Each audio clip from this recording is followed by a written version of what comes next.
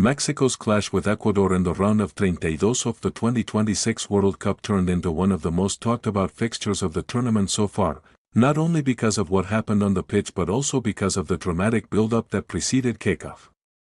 The match, played at the iconic Estadio Azteca, was delayed by a full hour after thunderstorms rolled through Mexico City, forcing organizers to push back the start time to ensure player and spectator safety. For a tournament that has been running smoothly in terms of scheduling, this was a rare disruption, and it added an unusual layer of tension before a ball was even kicked. Fans who had arrived early found themselves waiting under cover, watching the skies, unsure whether the storm would pass in time or whether the match itself might be postponed to another day. Fortunately for everyone involved, the severe weather cleared up with enough time to spare, and the revised kickoff went ahead as planned, setting the stage for what turned into a compelling contest between two teams with very different reputations heading into the knockout stages. Mexico entered this match as co-hosts with a wave of momentum behind them.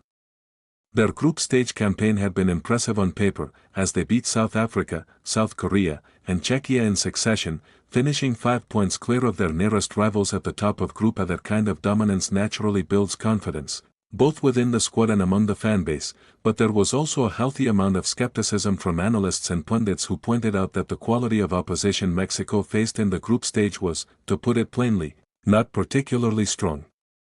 None of those three teams are considered among the elite footballing nations, and so while 3 wins from 3 is always a positive result, it didn't necessarily tell the full story of how good this Mexican side truly is. The Ecuador match was always going to be the real litmus test, the first genuine measuring stick for a team that many neutral observers felt still had questions to answer before being taken seriously as potential deep runs contenders in this World Cup. Ecuador, for their part, arrived at Estadio Azteca with a reputation built on defensive solidity. Their backline has long been considered one of the more organized and disciplined units in world football, capable of frustrating even the most creative attacking sides. That reputation made them a tricky opponent for Mexico, not because Ecuador possessed overwhelming attacking talent, but because breaking down their defense typically requires patience, precision, and a willingness to probe for even the smallest openings. Given the context, with Mexico playing at home in front of a passionate, partisan crowd and Ecuador looking to spring an upset against the host nation, this had all the ingredients of a tense, cagey affair. Instead, what followed was a half of football that left many pleasantly surprised by just how proactive and incisive Mexico looked going forward. The goal that opened the scoring came from Julián Quinones, who continued his strong tournament form by finding the back of the net with a powerful, thumping strike. This wasn't a scrappy finish or a fortunate deflection, it was a well-struck goal that showcased the quality Quinones has brought to this Mexican side throughout the competition. Remarkably, this strike marked his third goal of the 2026 World Cup, underlining just how central he has become to Mexico's attacking output.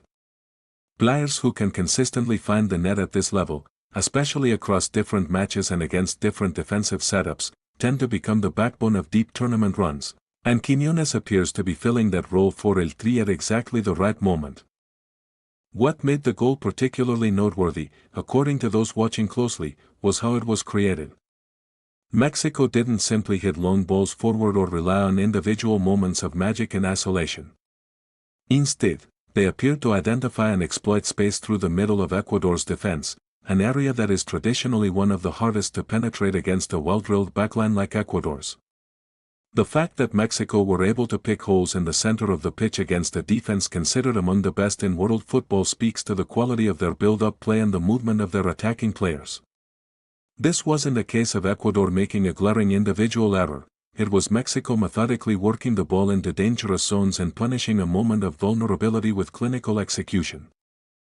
Observers following the match closely noted that this performance represented Mexico's first proper test of the tournament, and that despite being only a quarter of the way through the 90 minutes, the team had already shown signs of significant growth and cohesion. There's an important distinction between a team that beats weaker opposition through sheer talent gap and a team that imposes its game plan against a side specifically built to resist that kind of pressure. Mexico's early dominance against Ecuador suggested the former group stage performances weren't simply a product of facing lesser competition, but rather an indication of genuine tactical identity and quality that could translate against tougher opponents as well. Of course, one goal and a strong opening quarter of the match don't guarantee anything in football, a sport notorious for its unpredictability, and the immediate objective for Mexico, as any experienced coach or player would tell you, was simply to protect that lead and reach halftime with the advantage intact. The stakes attached to this match extend beyond just bragging rights or tournament progression in the abstract. The winner of this particular run of a 32 clash earns the right to face either England or DR Congo in the last 16, also at Estadio Azteca. That potential matchup adds another layer of intrigue, as advancing past Ecuador would set up a high-profile encounter against one of European football's traditional powerhouses, or alternatively, an intriguing clash against DR Congo, who would be looking to continue what would already be a surprising and inspiring tournament run of their own. For Mexico, the idea of potentially hosting England at their own iconic stadium, in front of their own fans, adds an extra dimension of motivation to get past Ecuador first. Beyond the on-pitch narrative, this match also carried significant weight in the betting and prediction circles that follow World Cup football closely. Heading into the contest, Mexico had put together an unbeaten run stretching 11 games, and a win over Ecuador would extend that streak to 12, a genuinely impressive stretch of results for any national team to string together, particularly during a period that included the pressure of hosting a home World Cup. The betting markets reflected the expectation that Mexico held a clear edge, with sportsbooks like FanDuel listing Mexico as favorites on the money line at plus a 120 odds for a bet of $100 to win 120, while Ecuador sat at considerably longer odds of plus a 320, and a draw was priced at plus a 180. The over/diagonal under for total goals scored in the match was set at just 1.5, reflecting the expectation that this would be a tightly contested, low-scoring affair given Ecuador's defensive reputation, a projection that appeared to align with the run of play even after Mexico's opening goal. Mexico were also heavily favored to advance to the next round outright, priced at minus a 190, compared to Ecuador's plus a 156 to pull off the upset and progress. These odds attracted attention from professional handicappers and sports betting analysts who specialize in providing predictions and picks for major tournaments like the World Cup. One well-known figure in this space, who has built a reputation over several years working within the sports betting industry before transitioning into professional sports writing and handicapping, had been tracking his picks closely throughout the tournament and had posted notably strong results. His track record included profitable returns across various competitions, and he had been particularly successful with his World Cup selections during this tournament specifically, having gone on an impressive run with his picks that resulted in significant returns for anyone following his advice. This kind of expert analysis has become an increasingly important part of how fans engage with major tournaments, offering data-driven perspectives on match outcomes that go beyond simple gut instinct or fan bias. As the match continued beyond that opening quarter-hour stretch where Mexico took their lead, all eyes remained on whether the co-hosts could maintain their defensive discipline and continue to control the tempo against an Ecuador side that would surely look to respond and find a way back into the contest. Ecuador's technical quality and defensive organization meant they were never going to simply fold after conceding a single goal. Teams with their pedigree typically find ways to regroup, adjust their shape, and look for opportunities to level the score, particularly with so much of the match still to be played.